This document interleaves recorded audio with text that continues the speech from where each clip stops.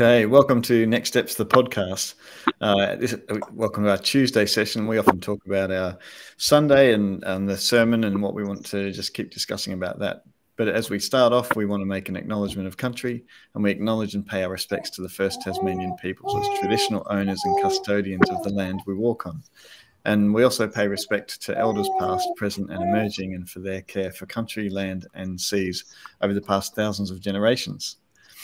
So welcome to the Next Steps podcasts, and you will have heard Grace in the background, which is she's currently sucking on the chair leg down on the floor, so which is great, and we love having you here as well, Emily. So we got Paul, Emily, and Matt, and last Sunday we talked about tithes and offerings and what it means as a Christian, what the Bible asks of us with our tithing and offerings. So it's an interesting one. For us all to work through together. So we did a questions and answers session during church. We want to go back to some of those and actually talk through them a bit longer. But Matt, you started off with the sermon talking about generosity, and humans are built for generosity. Is there anything you want to elaborate on that, or just to get us started? Yeah, well, I think I went into this sermon, this message, knowing that it's a little confronting because it's not complicated. Mm-hmm. That ultimately God invites us to be generous people, and as part of that, our tithe is kind of a practice to get us into the habit of it. It isn't the end of it.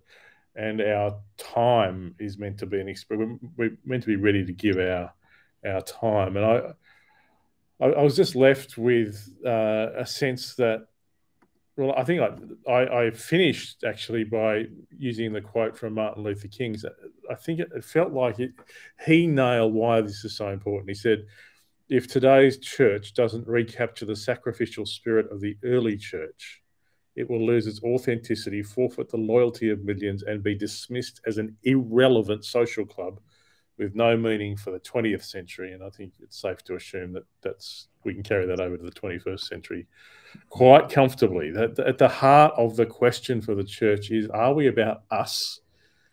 Or because we love God, are we about others and the needs around us? And are we trying to build up our little empire? Are we willing to give? And I love that at the heart of our faith is generosity, the picture of Jesus who gave his life and invites us to be willing to give our lives in response to that. So it feels like it was a fairly at one level it wasn't that an emotional message, but it was a little bit confronting because it was the sort of thing you're either doing or you're not, and it was very measurable. Yeah.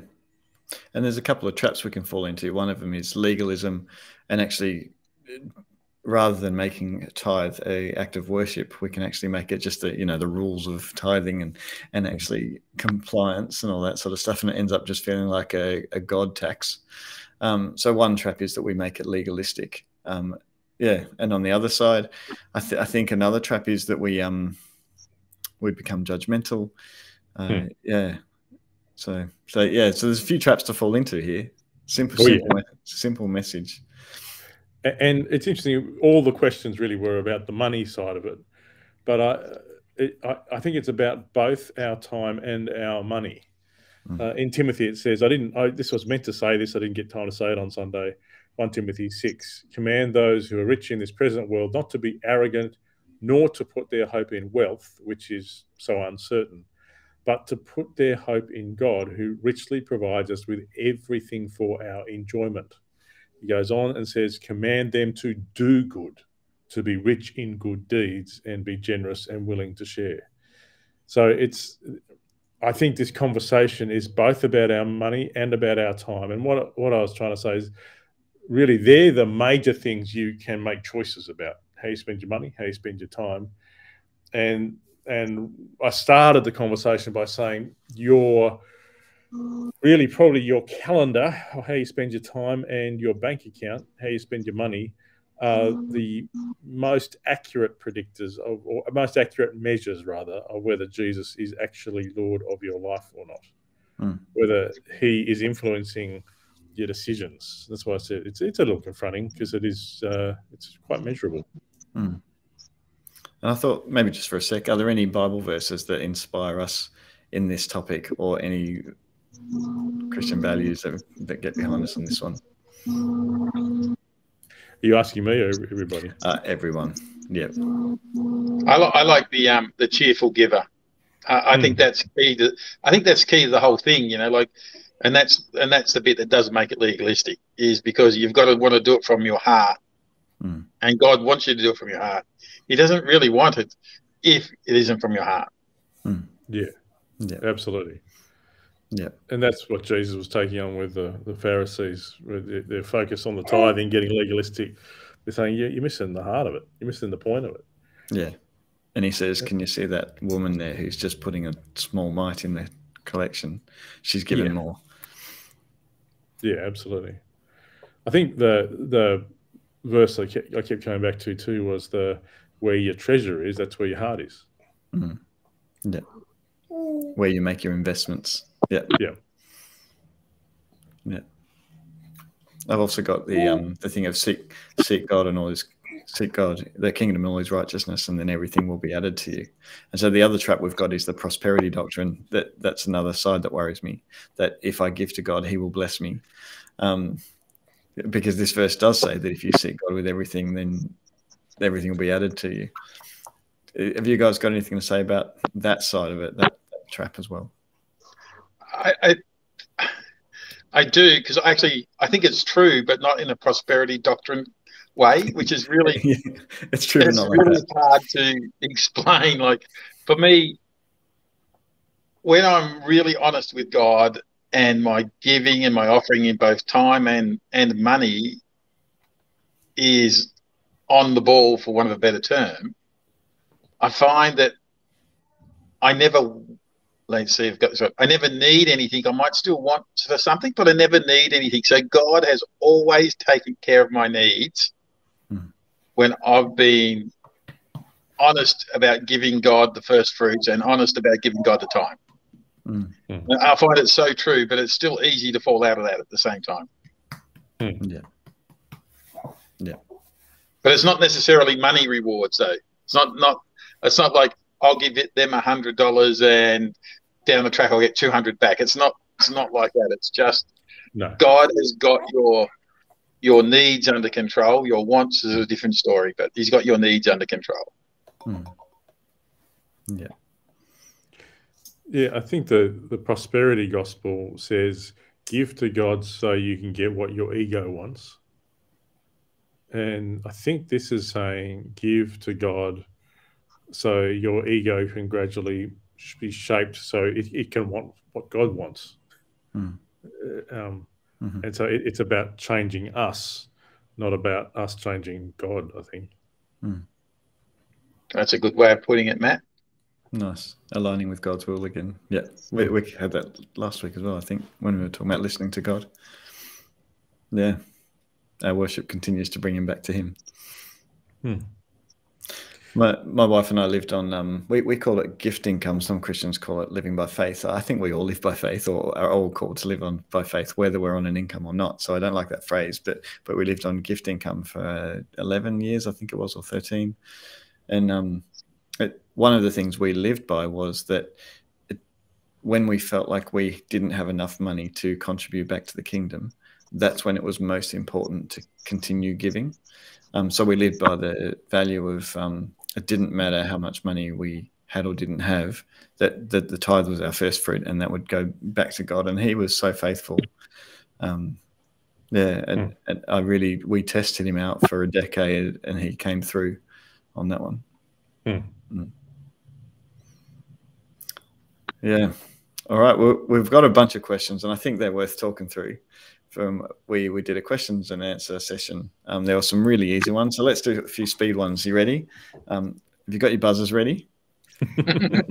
Whoever calls out you have to make a noise, but whoever calls out noise gets to answer first. Okay. For those who are listening or watching it and weren't with us on Sunday, we actually got people to write in questions on an app thing, and so we got, I think, 8 or 9 questions mostly about the financial side of stuff.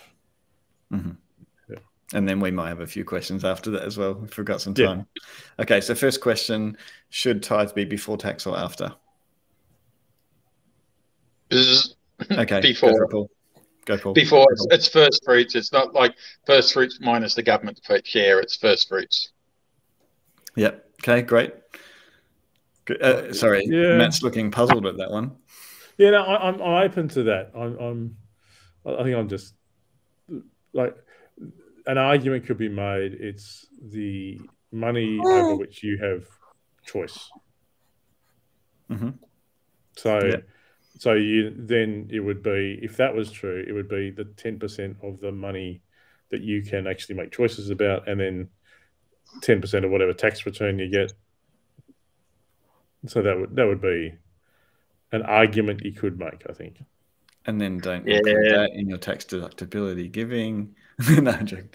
Yeah, it's an argument you could make, but you could also argue from, if you're being like that, you could also argue that if I minimise my tax through various schemes, then taxes are arbitrary anyway. So to me it's first. It's not like the Old Testament example is, give me your best of your first fruits and that, but you can take out and give to the government first. It's just give me your best. And then the government the tax collectors still existed then, and they still took taxes, but it was still always give me your first fruits.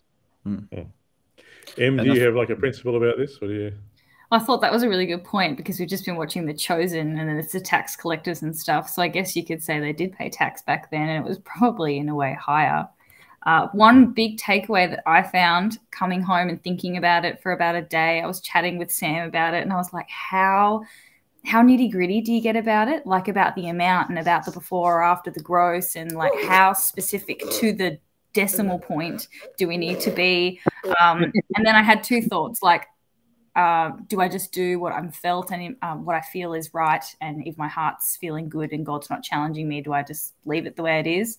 Or are we too complacent and just kind of not following it strictly enough in this generation? I didn't come up with an answer, but that's just where my thoughts were at this morning. Yeah. And I feel like with a bunch of these questions, we'll have a basic principle of where we arrive for the answer to these, with subtle differences. And so if you might be able to find comments below, and you could actually put your own answers to some of these questions in the comments below under the podcast. We'd love to hear some other opinions. You'll hear there's a general feel of where we're getting to without a legalistic thou shalt in it. But yeah, we'll work it through. Okay, next question. You ready for this? Hang on. Can we just go back to Everly? I'm intrigued. So you didn't actually get to a conclusion, or are you still working on the conclusion in your head? Or I was just like, am I being too airy-fairy about it? Do I need to be stricter, or am I worrying too much about being so specific to the decimal point? Which is if I'm honest, the way I've looked at it in the previous, and when I've looked at these as based on gross, and I divided, because my income's a bit variable, which I know is a later question. But I worked out my yearly salary gross was going to be this, divided it by 52, and that's what I did. That was the minimum I would put in. But you see, the point is, the tithe's an example, but we talk about tithes and offerings, which Matt talked about too. So the tithe is the example set in the Old Testament. Then Jesus goes and says, yes, you've got to do the tithe and you've got to do offerings as well. So to me, it's sort of a minimum, but it's not super legalistic at that time. Yeah, I think when it becomes an upper bar, that's when it becomes a problem. And for some people, it's a big stretch to talk about 10%. But that was never the intent. Was that it was going to be an upper bar where you give 10% and no more. And also, I think getting too stressed about it isn't helpful. But certainly, I don't think it's knowing whether you're giving a tenth, a tithe, is a good thing to know. That's to actually, and have reached a principle by which you make the decision. and agreed, and and when you're married, it's for you and Sam to agree about that. And that's another question we will come to with this as well. Another great question. Yeah. And just a quick pause from the other questions is, how would you define, so Matt, we'll go for you on this one. How would you define the difference between tithe and offering? We sometimes use the words interchangeably. Yeah, well, certainly in the Old Testament, the tithe was the first fruits, the first 10%, and then you had a whole raft of different offerings that were presented for different things. And they would be brought to the temple, or you give a gift to somebody you were visiting, or whatever. And certainly I think the generally accepted translation of that into the New Testament into our day would be that the tithe is the first, that's still that first 10%, which even in preparing for this sermon, I've had to wrestle with my own take on all this and how it works. But then your offerings are above that. What you give to in and above that to other things.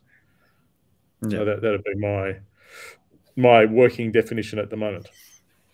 Paul, is that close to yours? Yeah, that's mine. Is tithe is sort of the minimum threshold, and then offerings on top of that. Yeah. I think that's what Matt said, wasn't it? Yeah. Exactly what he said. Yeah, pretty much. And okay. Tides, like what you were saying on Sunday, they're your local church thing. Whereas offerings can be more generalized, so, sponsor kids, charities, like some other family working in another country. Is that kind of what you mean? Yeah, and I think we're going to come to that, because I think it's been something even in this last week, you've had to fight and wrestle about.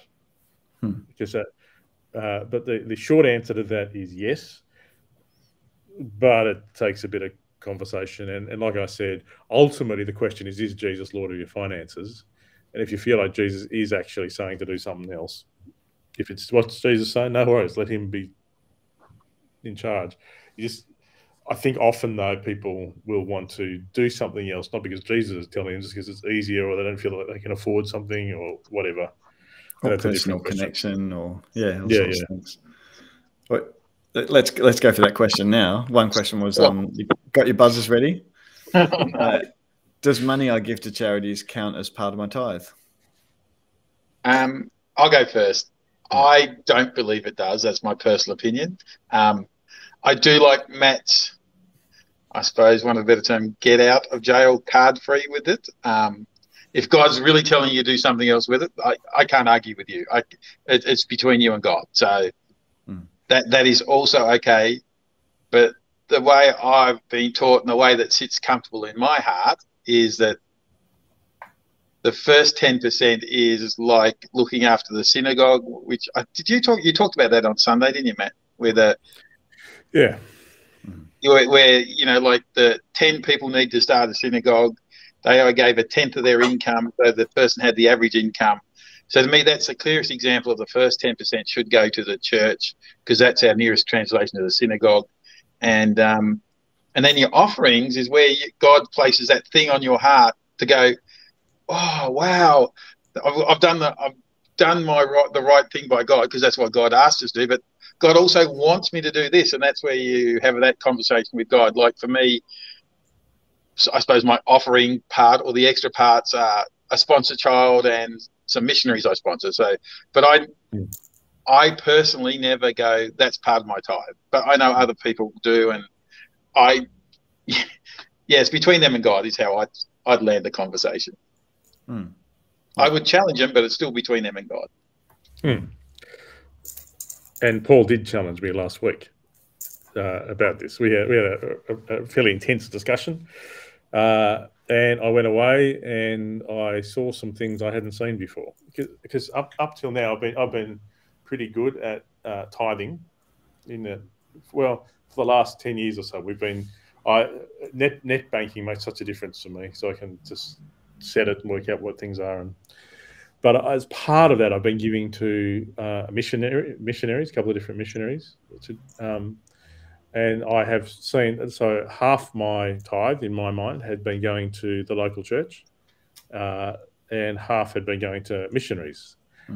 And part of the reason for that is I used to work with a mission organisation. What we used to say is we are part of the church. And that's, I think, true.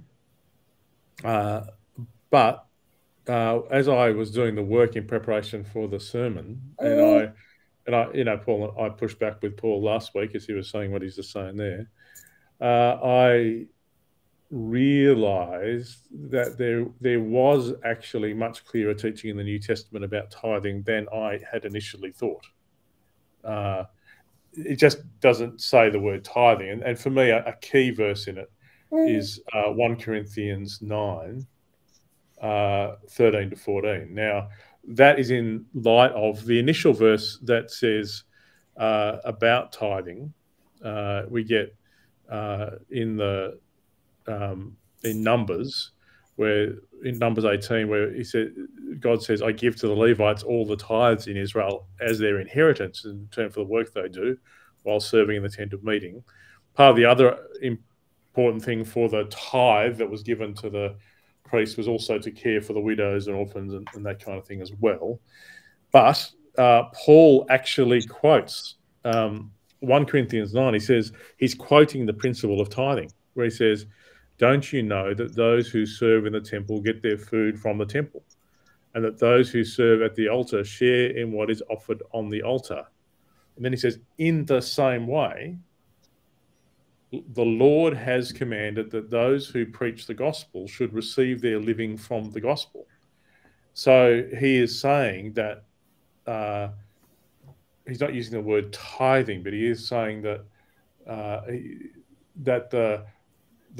for the church, which was now becoming a slightly separate to the temple and giving money to the temple, in the church, those who are ministering in the church should receive their wages. And this actually comes through in a number of different places. I saw it again in Galatians today, where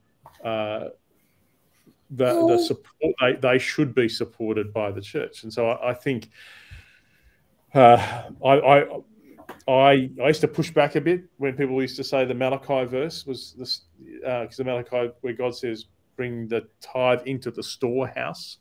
I used to say, well, yeah, that's the temple and things are different. Actually, as I'm reading what Paul's saying there, I feel like God's giving me a bit of kick up the bum, and sort of saying, no, well, that is actually the church Paul's talking about, your local church. I think that's what Paul's saying there, and I think that does translate to the local church. And so you can hear in my voice, I've had to wrestle with this as part of this, and I'm still wrestling with it, because I think I might have to change my practices with tithing as a result of teaching this sermon, which is a shame, because I like to teach things that I have sorted out rather than that challenge me. But there you go. I'm only joking about that. Yeah. And then one of the things is that we get Paul's heading to Jerusalem, who are going through a severe famine, and he takes money from the church up in the north, up near Asia, near Turkey area, and takes a load of money down to Jerusalem because they were suffering. I think that was a gift from the church. Yeah, it was the individuals of the church. It wasn't individuals; it was the collections from the church. It's not clear whether that comes out of a tithe or an offering. Mm-hmm. That's not. But it was called a special collection. But absolutely, the church is caring for the widows and those who are in need. You see that in Acts too, when they divvy up the role of apostles and deacons. Great. And I've got a lot of friends in different mission organizations who will be really concerned to hear this kind of discussion as well. But can I also add to that, though? Like I firmly believe, I've got the belief that the tithe goes to the church, but the church is also responsible for supporting missionaries. So it's not like it's not going to go to those who are doing God's work. It's just the route it takes to doing God's work. Because as a local church, we've appointed spiritual leaders to oversee certain parts of the church. And if we can't, I'm always challenged by this. we probably have more trouble trusting these people we've appointed to be spiritual elders with the money we have rather than anything else that we do. And it always comes back to, what you can control. But I firmly believe that, we need to trust the people we've spiritually prayed for and elected as members of our, eldership team, or whatever you want to call it, the leadership team, to actually make those decisions. And that's why I also believe in the tithe to the church. Mm. What do you think, Em? Yeah. I was challenged by this because when they asked the question in church, I was sitting there thinking, well, not the little bits and pieces and charity events you go through, but my consistent sponsor kids I'd always thought were a part of my giving. And then the table behind me were like, no. And I went, oh, how was I say yes? And then I started to think when I got home, well, does that mean that in order to give more locally, should I cease my private sponsor children because we have a bunch at church? But then I also said to Sam, I feel super awkward doing that, so maybe I just need to wait until they graduate and then do it then. But yes, that was, look, I'm inexperienced and it challenged me. I hadn't really thought about it a lot. Well, see, I because I ministered in a mission organisation. This is where I come from. I had a fair bit of experience, but I just had a different view, and I had felt really comfortable with my view until I had to do this study, and Paul challenged me the other day, and I thought, okay, maybe I do need to look at this a bit. And I think what Paul's saying is it's interesting, isn't it? Because trust is a big deal. And trusting that the leaders of the church will invest the money in the kingdom in the right way, even if because we like being able to make decisions for ourselves. We like, and it also doesn't mean that you don't sponsor a kid.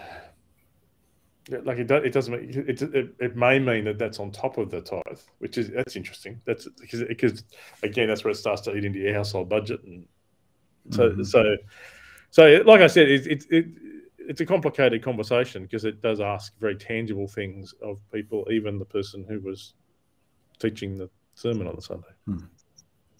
Yeah, Paul doesn't think it's complicated. He's got it straight. I understand why it's complicated, because it took me a long time to get to that point. Trust me, it took me a long time to get to that point.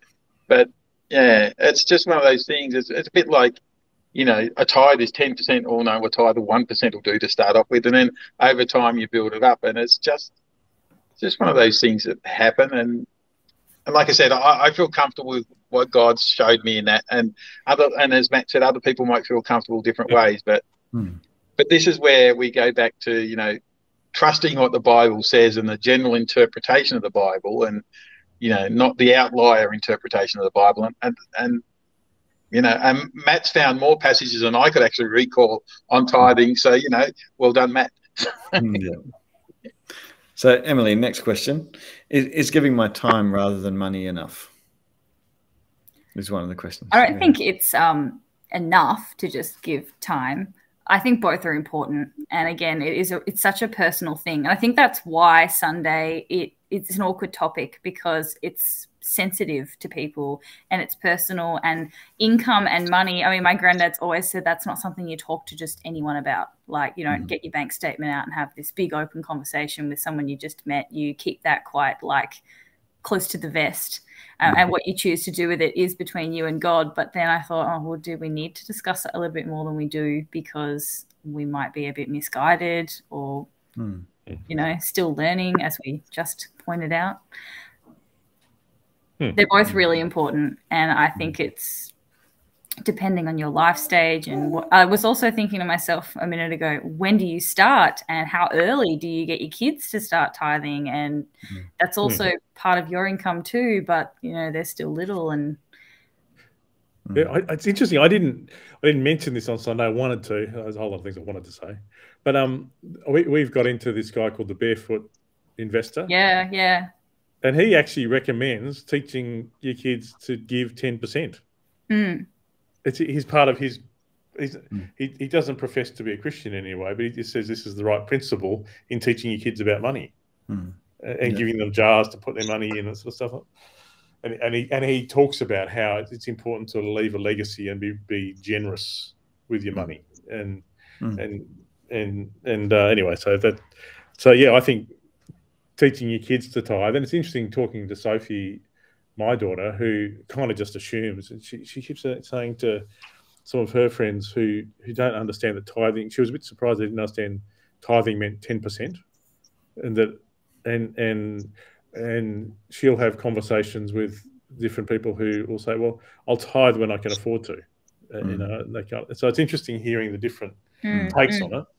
Yeah, because the nature of humanity, we always want 10% more than we've currently got, so we've never got enough to give. That's right.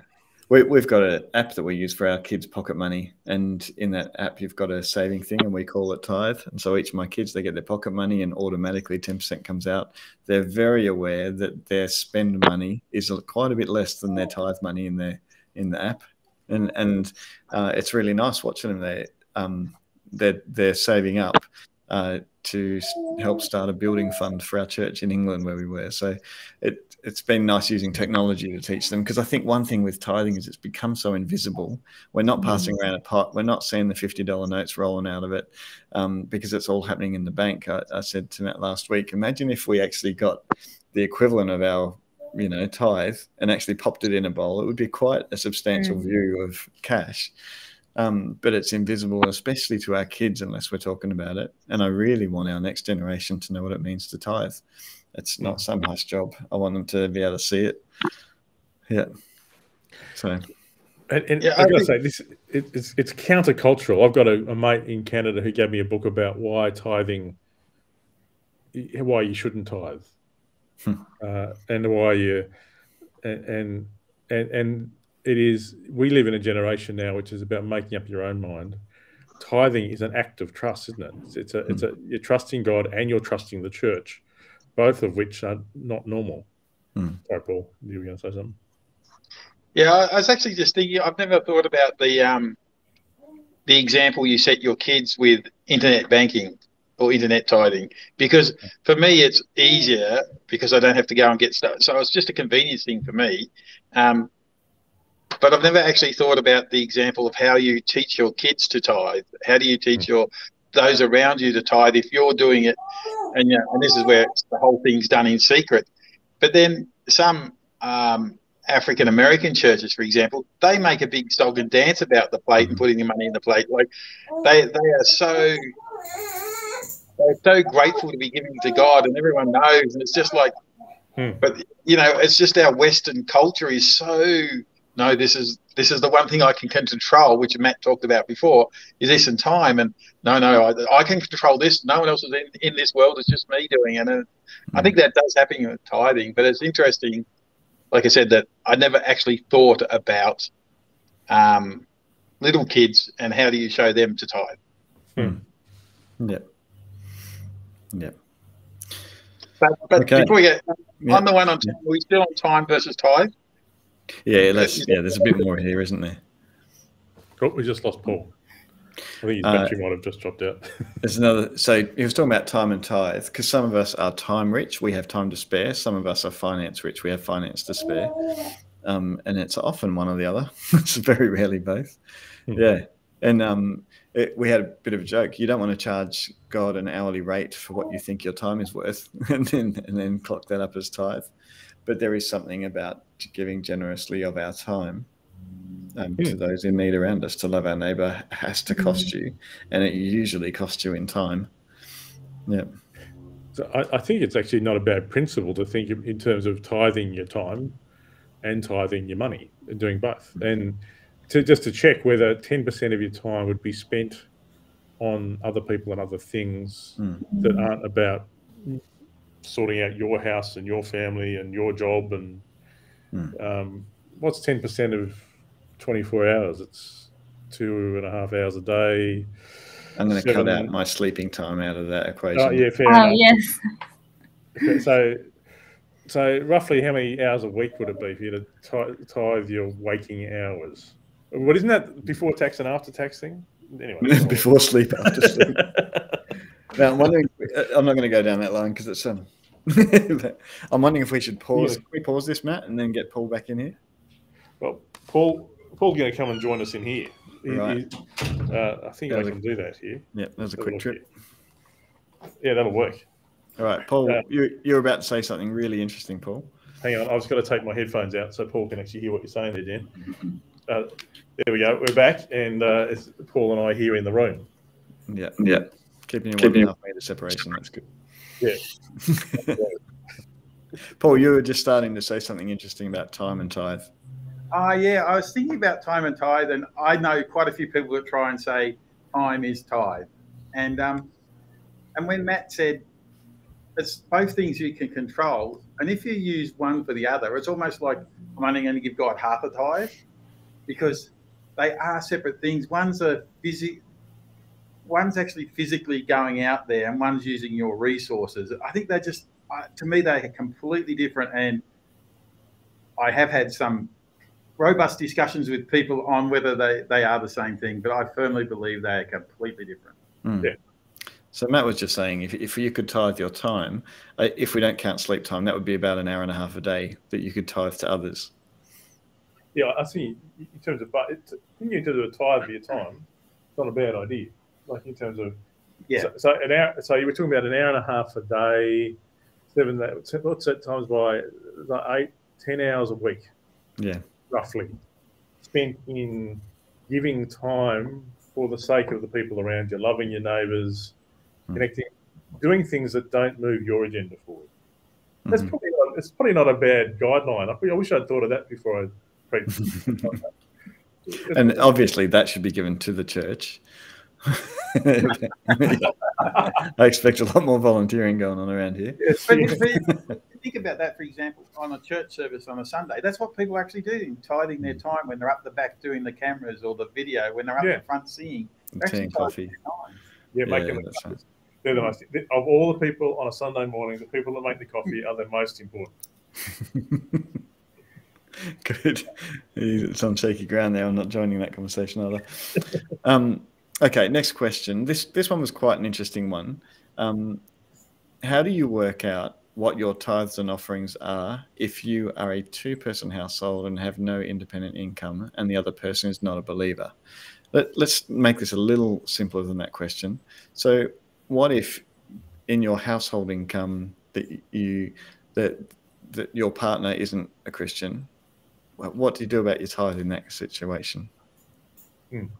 Especially if it's your partner who's the breadwinner. I mean, that's when it is really interesting. Have you got this is a more serious question, I think.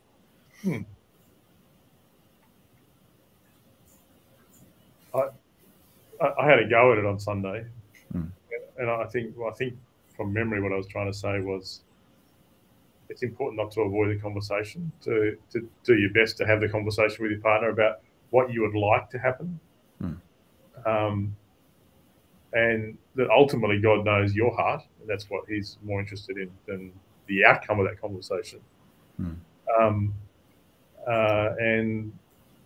But ultimately, you've got to work within the context of the relationship you've got, and I think all couples will be. I think there'll be a general acknowledgement, no matter who you are, that giving isn't a bad thing. If someone's not a Christian, then giving to the church may seem to be a problem for them. Yeah. And I think each relationship will be different. But I think I think they were some of the thoughts off the top of my head on Sunday as I was talking about it. I think you can see from each of us, this is a deep. Oh, that's a tough one. It's a real. Our heart goes out to people who go through this stuff because that's a real challenge. It's interesting that the Australian legal system is in most of the Western world. They don't see income as belonging to one of the partner. It is shared equally between the two partners. You know, if you go through a marriage split, that money is halved. Our legal system sees it that way. But yeah, trying to impose your views onto your partner is it. Yeah, I don't know how you go about that one. Any other thoughts? I actually think it's one of these things that, like the tithe is the example, and we go back to that.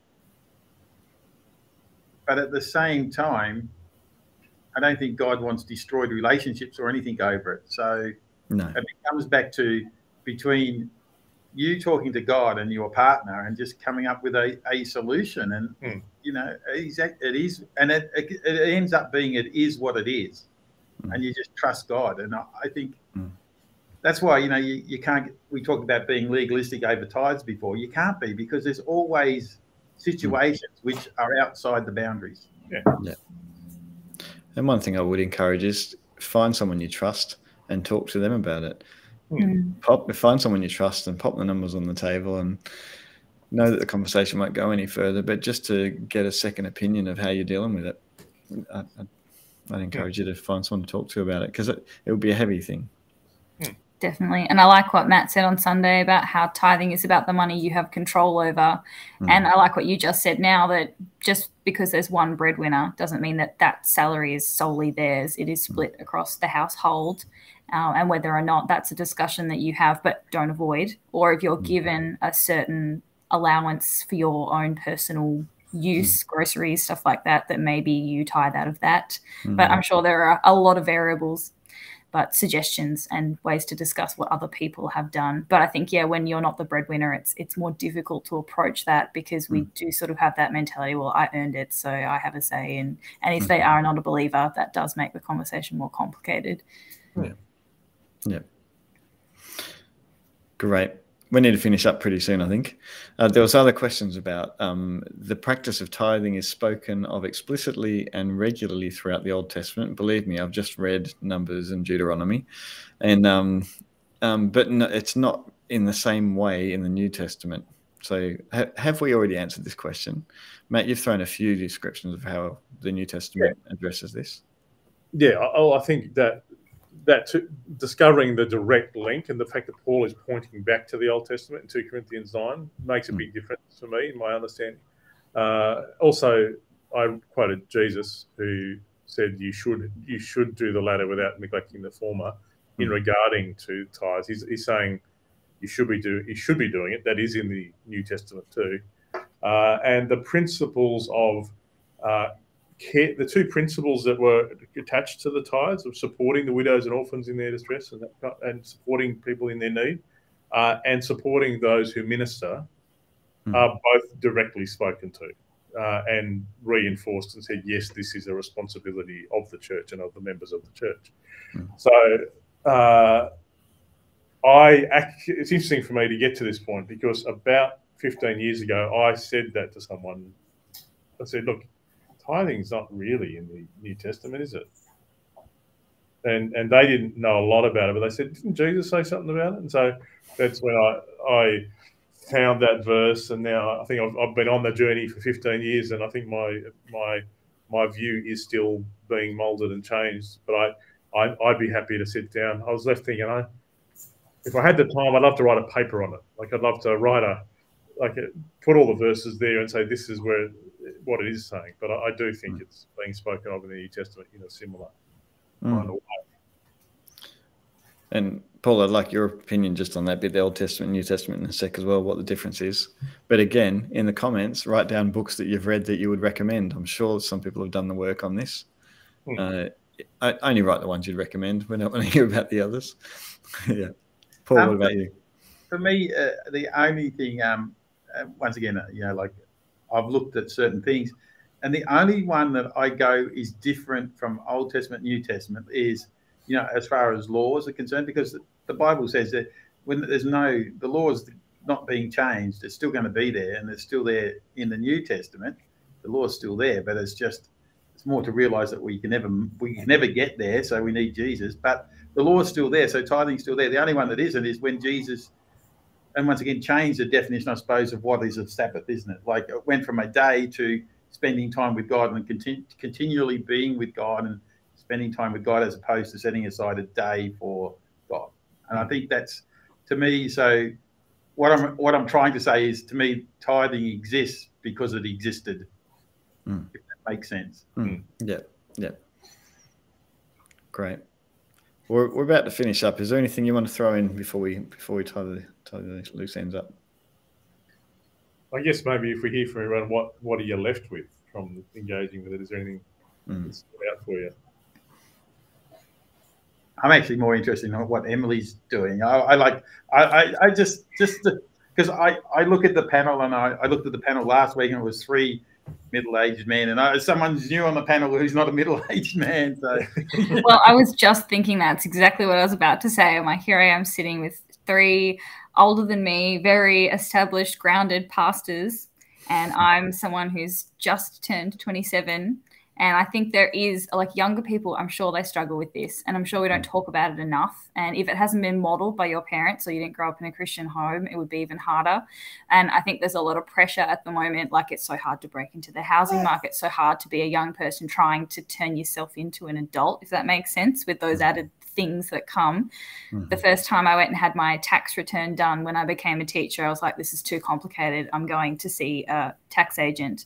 And he saw the tithe on my thing, and he went, what do you do that for? That's a lot of money, and you're a young person. And I just thought, oh, but like, isn't that what you're supposed to do?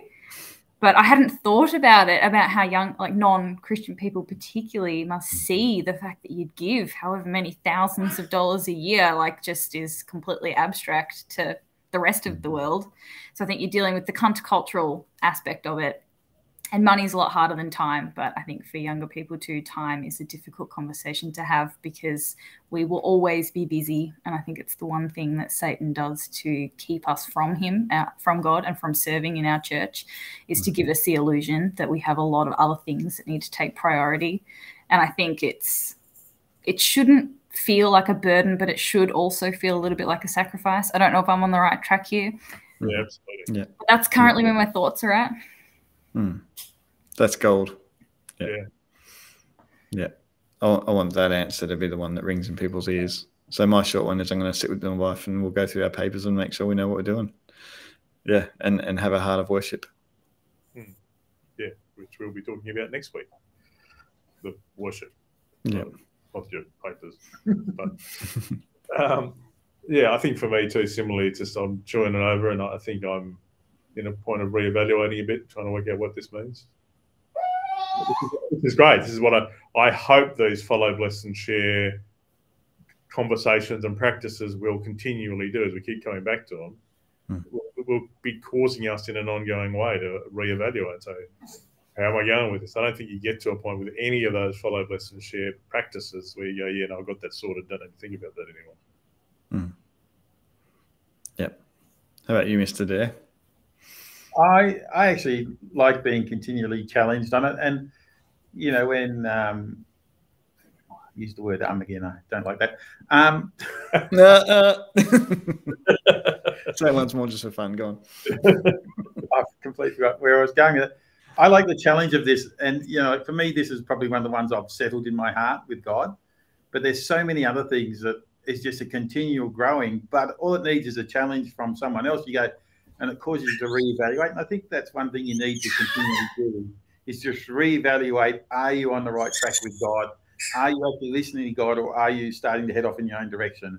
And that's why I like the Follow, Bless, and Share series we're doing, you know, on it, because it just forces you back to the basics and that reevaluation. Great. Brilliant. Great. Well, thanks for joining us on the podcast, and we'll look forward to seeing you again next week. Come to church and have a listen to worship as well. Yeah. When you say listen to worship, you're not talking just listening to music, but you will actually be preaching for the first time. What does it mean to got you. What does it mean to worship God? And I'm not going to be just talking about music. Yeah, that only caters for 1/3 of us, I reckon. Yeah, how do we worship God? So that's next week, and we'll be back with the podcast next week too. Thanks, everybody. See ya.